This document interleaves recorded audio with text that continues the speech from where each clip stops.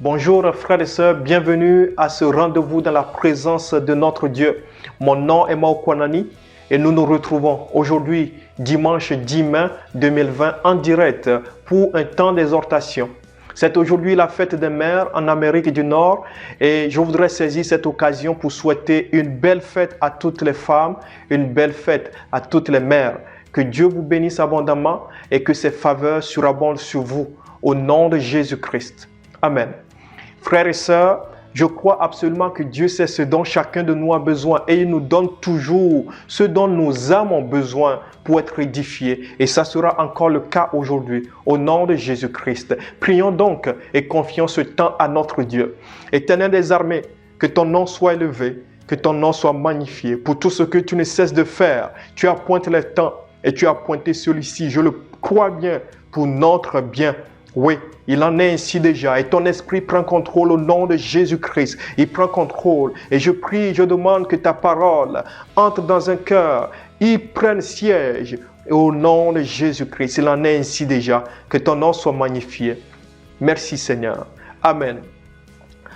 Encore une fois, bienvenue à ce temps, frères et sœurs. Toute une joie et une grâce pour moi de vous retrouver en direct aujourd'hui. Et l'exhortation que j'apporte par la grâce de Dieu aujourd'hui, frères et sœurs, elle porte le titre « Du pire au meilleur, connaître des transformations de vie avec Dieu ». Je répète, du pire au meilleur, connaître des transformations de vie avec Dieu.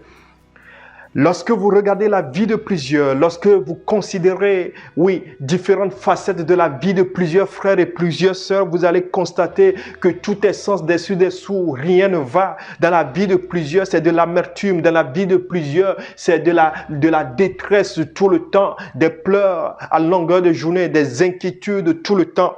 Et c'est ce qu'on vit. Peut-être c'est ce que tu vis, toi qui me regardes en ce moment, c'est ce que toi tu vis dans ta famille, dans ton mariage, dans ton couple, dans ta vie professionnelle, sur le plan social en général.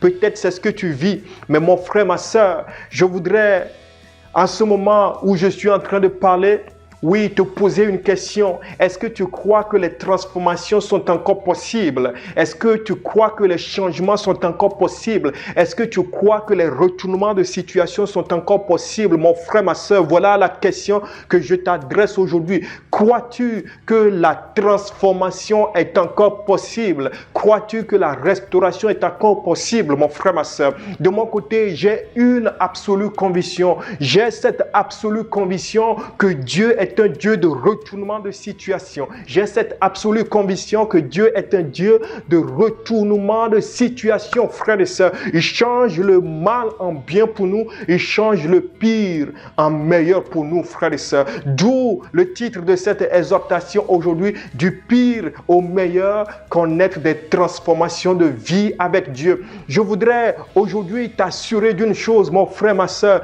Dieu est capable de transformer le pire en meilleur dans ta vie. Voilà quelle est ma conviction et je voudrais que tu reçoives cette conviction. Et je prie maintenant qu'elle entre en toi, dans ton fort intérieur, que tu en sois convaincu que Dieu est celui qui change le pire en meilleur dans ta vie. Et donc que le Dieu des transformations de vie, le Dieu des retournements de situation peut se manifester dans la vie de chacun de nous afin que le pire soit remplacé par le meilleur.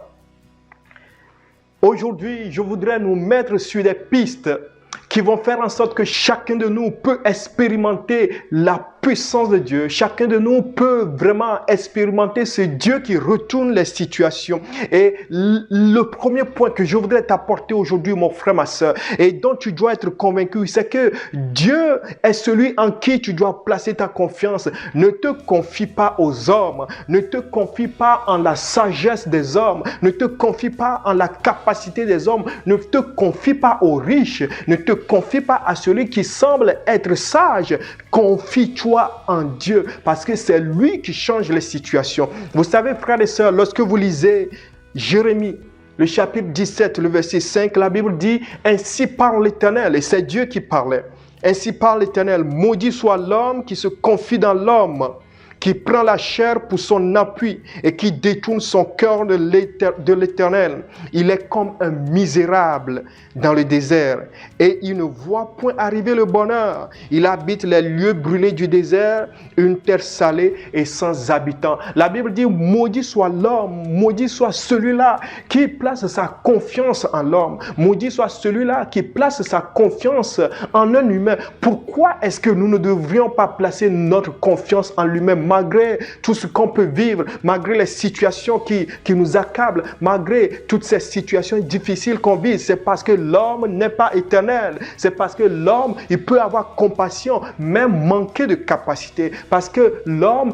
a une sagesse qui n'est pas la sagesse de Dieu. Et lorsque tu décides de suivre la sagesse de l'homme, lorsque tu décides de suivre les solutions que les hommes te proposent, au lieu de suivre les solutions que Dieu, lui, te donne, mon frère, ma soeur, tu entres tout droit dans le mur. Tu vas de mal en pire. Voilà quelle est la réalité. Alors que si tu décides de suivre ce que Dieu, lui, l'a dit, alors que si tu décides de suivre ce que Dieu, lui, te donne comme solution, alors que si tu décides de te confier en Dieu, voilà le moyen pour toi de passer du pire au meilleur. Voilà le moyen pour toi de connaître des transformations de vie. Alors, mon frère, ma soeur, peut-être que hier, tu t'étais confié à un papa. Peut-être que hier, tu t'étais confié en une maman. Tu croyais que c'est le patron qui donnerait la solution à ton problème. Tu pensais que c'était le frère qui serait la solution à ton problème. Et tu as cogné un mur parce que tu as été déçu. Mais je voudrais t'assurer aujourd'hui que mon Dieu, il ne déçoit pas. Tant que tu décideras de placer ta confiance en lui, il ne te décevra jamais parce que Dieu ne déçoit jamais. Ce sont les hommes qui déçoivent. Mais Dieu, lui, il ne déçoit jamais. Il ne déçoit jamais. Une chose est certaine, une parole est certaine, frères et sœurs, c'est que notre Dieu ne change pas. Notre Dieu ne change pas. Et vous savez une chose, il a envoyé sur cette terre celui qui était le Fils unique. Il a envoyé sur cette terre le Seigneur Jésus-Christ. Il est venu mourir à la croix. Il est ressuscité le troisième jour en puissance, en gloire. Et la Bible dit que cette personne ressuscitée qui règne aujourd'hui en puissance, en gloire, frères et sœurs, elle ne change pas. Jésus-Christ ne change pas. Jésus-Christ ne change pas. Et lui, il est capable de résoudre toute situation accablante dans ta vie. Alors que l'homme, lui, il ne peut pas. Alors que l'homme peut te donner une parole aujourd'hui et te dire demain, non, je reviens sur ma parole. Dieu, lui, quand il donne sa parole, il y tient. Dieu, lui, quand il fait une promesse, il y tient. Mon frère, ma soeur, je voudrais t'inviter aujourd'hui à jeter tes regards sur Jésus. Jésus est la solution à tout ce que tu vis. Jésus est la solution à ce par quoi tu passes. Jésus est la solution à tes problèmes. Jésus est la solution à toutes nos difficultés, frères et sœurs. Jésus est la solution. Ce n'est pas l'argent, que ce soit la maladie, ce n'est pas l'argent, que ce soit les défaites, les échecs, ce n'est pas l'argent qui le fait. Ce ne sont pas les hommes. Non, frères et sœurs, Jésus est la solution. Et il ne change pas. Il a fait du bien hier. Il en fait encore aujourd'hui. Il a guéri des malades hier. Il en guérit encore aujourd'hui. Et je voudrais t'inviter, alors que tu m'écoutes maintenant, à invoquer le nom de Jésus-Christ. Invoque le nom de Jésus et dis, Seigneur Jésus, je crois que c'est par toi que je passe du pire au meilleur. Seigneur Jésus, je crois que c'est par toi que le mal est changé en bien dans ma vie. Je crois que c'est par toi, Seigneur Jésus, que ma famille est restaurée. Je crois que c'est par toi, Seigneur Jésus, que les situations sont réglées. Je crois, Seigneur Jésus, que c'est par toi que mon mari revient à la maison. Je crois, Seigneur Jésus, que c'est par toi que ma maladie disparaît et que je recouvre ma santé. Je crois, Seigneur Jésus, que c'est par toi que je me lève de mon lit de maladie. Je crois, Seigneur Jésus, que c'est par toi que mon enfant devient obéissant. Je crois, Seigneur Jésus, que c'est par toi que, oui, je recouvre la joie que j'ai perdue. C'est Jésus qui le fait, frères et sœurs. C'est Jésus qui le fait. Quelqu'un peut se poser la question, pourquoi Jésus? Pourquoi Jésus? Vous savez, frères et sœurs, c'est vrai, les hommes ou bien les humains peuvent être émus de compassion pour nous. Et Dieu aussi, il peut être ému de compassion. Et il est même ému de compassion pour toi. Mais la compassion que Jésus-Christ a pour toi, la compassion que Jésus-Christ a pour moi, l'amène, frères et sœurs, à agir dans nos vies. Ce que l'homme ne peut pas nécessairement faire. L'homme peut avoir compassion, l'homme va avoir pitié de toi, l'homme va pleurer avec toi. Mais mon frère, ma soeur, la capacité de l'homme peut s'arrêter à ses pleurs. La capacité de l'homme peut s'arrêter à sa compassion, mais la capacité de Jésus ne s'arrête pas à sa compassion. Lorsque le Seigneur Jésus-Christ rencontra cette veuve, la veuve de Nain, comme le rapporte Luc le chapitre 7 à partir du verset 11, la Bible dit que quelque chose s'est produit. Cette femme veuve avait un seul fils qui était décédé. Et la Bible dit qu'on portait, oui, le cercueil de cet enfant pour l'enterrer. Mais Jésus-Christ a rencontré le cortège funéraire. La Bible dit, le Seigneur, l'ayant vu, fut ému de compassion pour elle et lui dit, ne pleure pas. Le Seigneur Jésus fut ému de compassion pour la veuve de Nain. Et ça ne s'est pas arrêté là. Il lui a dit, ne pleure pas. Et Jésus-Christ est en train de dire maintenant à quelqu'un, ne pleure pas parce que moi j'ai la situation en main. Jésus-Christ est en train de te dire maintenant, ma soeur, mon frère, ne pleure pas parce que j'ai tout sous mon contrôle. Jésus-Christ est en train de te dire maintenant, ne pleure pas, oui, ne pleure pas, ne pleure pas, ne pleure pas, parce que je suis celui qui transforme les situations. Ne pleure pas parce que je suis celui qui règle les situations difficiles. Ne pleure pas parce que je suis le spécialiste des maladies incurables. Ne pleure pas parce que je suis celui qui te guérit. Ne pleure pas parce que moi j'ai compassion de toi et ma compassion ne s'arrête pas à l'expression que je donne, mais ça va à l'action pour régler les situations. Est-ce que tu es capable d'écouter maintenant la voix de Dieu qui te dit « Ne pleure pas ma fille ». Est-ce que tu es capable d'écouter maintenant la voix de Dieu « Mon fils, oui, ne pleure pas, ma fille, ne pleure pas ».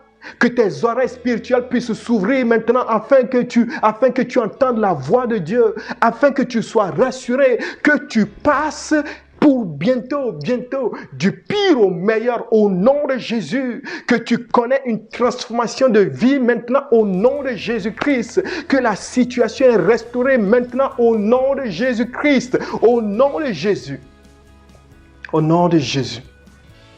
Vous savez, frères et sœurs, lorsque le prophète Ésaïe avait annoncé la venue du Seigneur Jésus-Christ, il a donné à différentes occasions des descriptions de Jésus-Christ, de l'Esprit qui reposerait sur lui. Et lorsque vous lisez précisément Ésaïe, le chapitre 61, du verset 1 au verset 4, il a dit quelque chose que le Seigneur Jésus-Christ lui-même rappellera un peu plus tard. Ésaïe 61, du verset 1 au verset 4, la Bible dit « L'Esprit du Seigneur, l'Éternel, est sur moi, car l'Éternel m'a oint pour porter de bonnes nouvelles aux malheureux.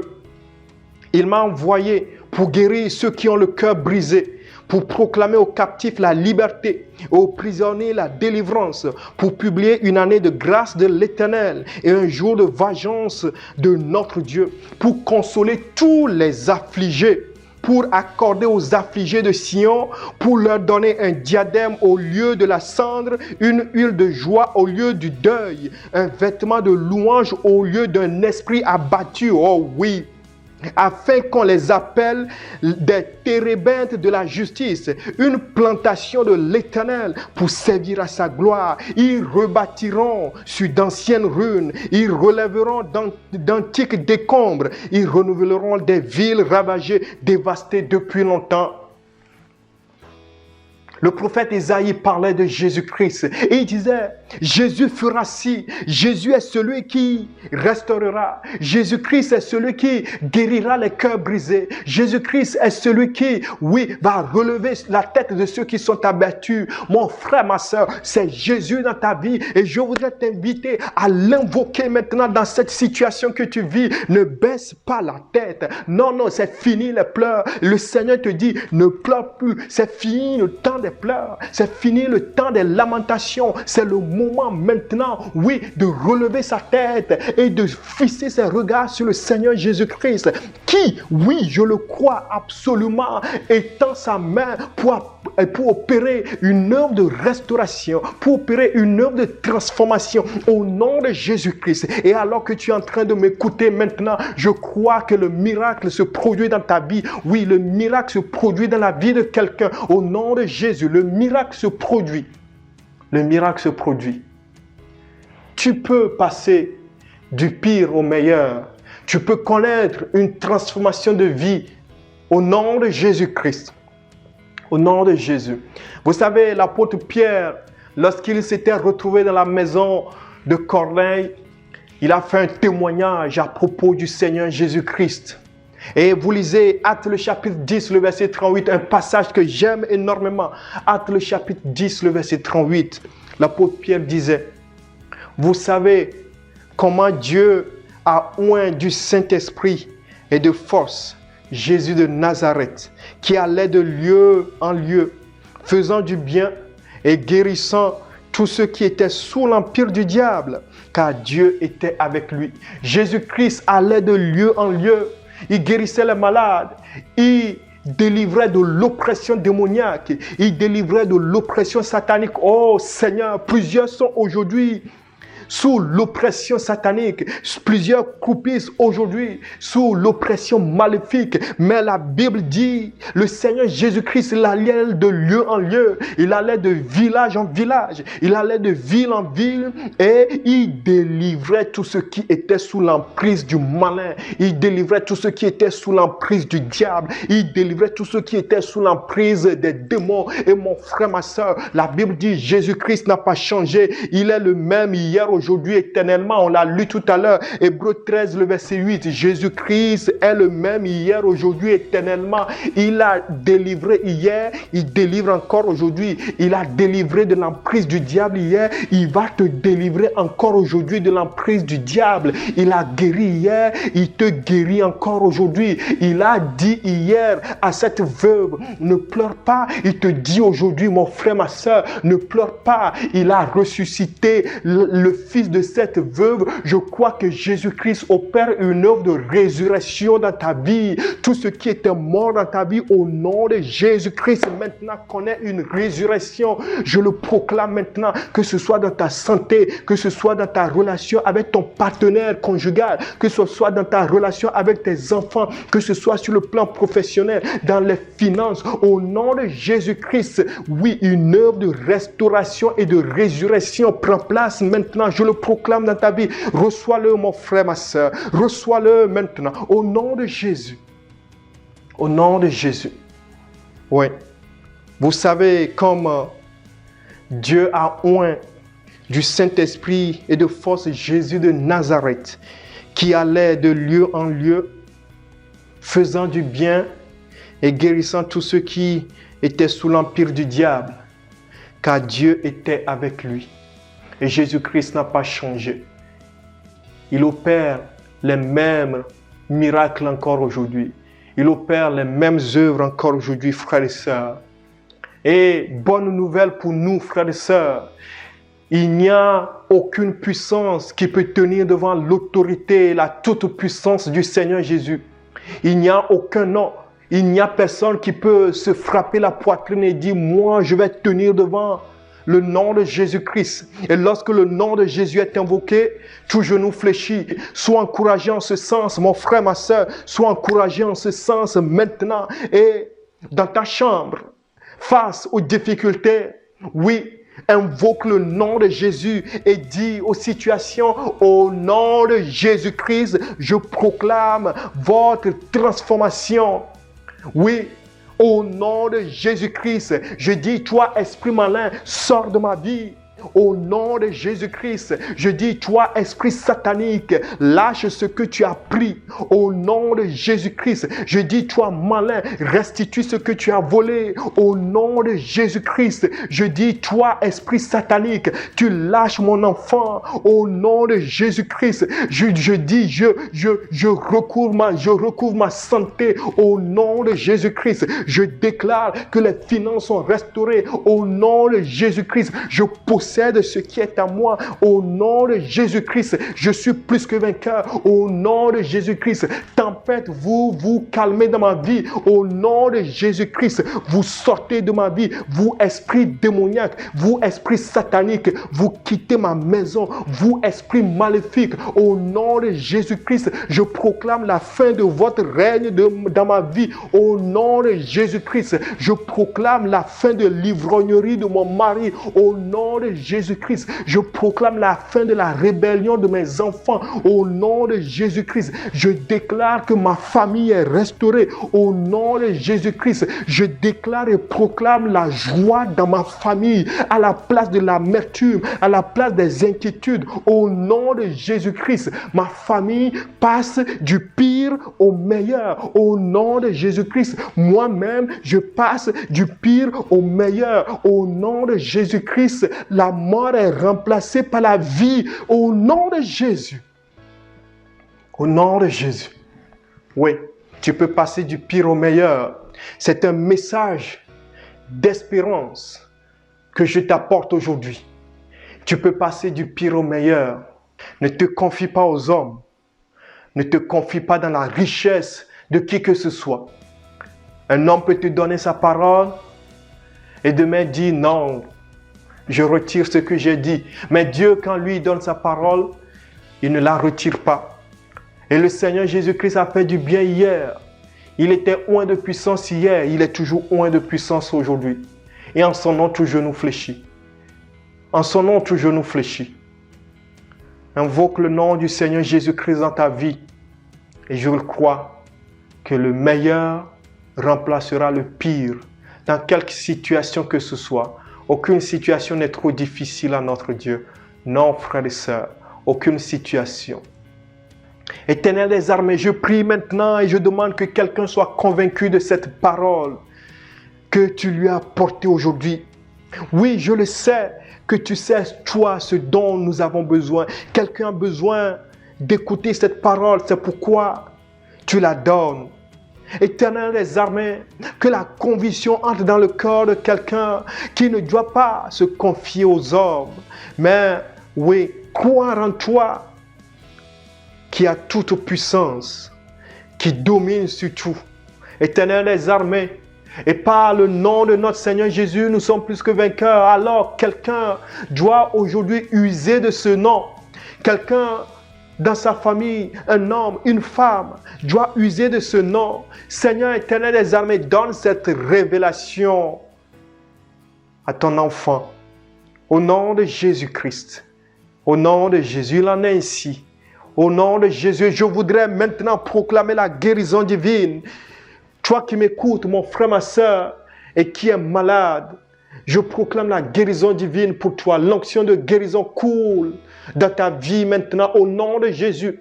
Au nom de Jésus-Christ, l'onction de guérison coule maintenant dans ta vie. Maux de tête, maux de ventre, maux de dos, maux de hanche, les maladies de sang, les maladies cardiaques, au nom de Jésus-Christ, je proclame maintenant votre fin. Pliez bagages et allez-vous-en. Au nom de Jésus-Christ, vous vous soumettez au nom de Jésus. Maintenant, maintenant, maintenant, maintenant, au nom de Jésus-Christ.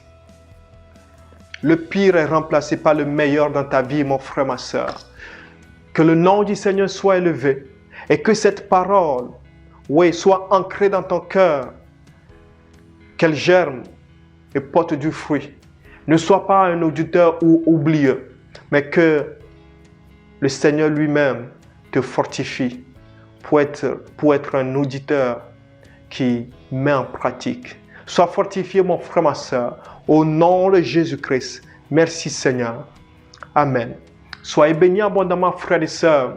Et si vous avez été édifiés par cette vidéo, n'hésitez pas à mettre un commentaire, à la partager avec quelqu'un, à l'aimer. Et n'oubliez pas de vous abonner à notre chaîne YouTube, d'aimer la page Facebook et de nous suivre sur Instagram. La grâce surabonde sur vous au nom de Jésus-Christ. Amen. À la prochaine.